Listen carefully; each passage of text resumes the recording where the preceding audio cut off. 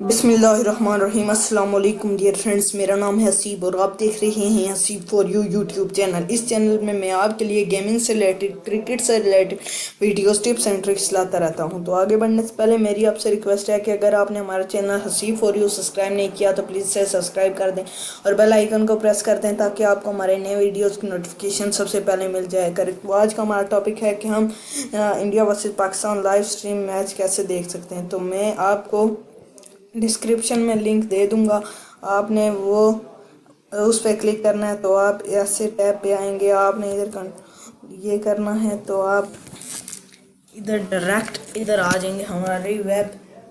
तो अगर आप ऐसे आपसे नहीं हो रहा है, किसी कंप्यूटर में ऐसे नहीं होता, आपने गूगल पे जाना है,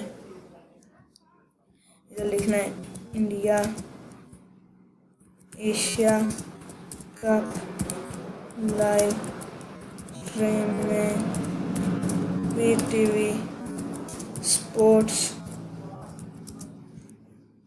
ये पूरा गया है हमारा वेब। आपने ऐसे क्लिक करना है,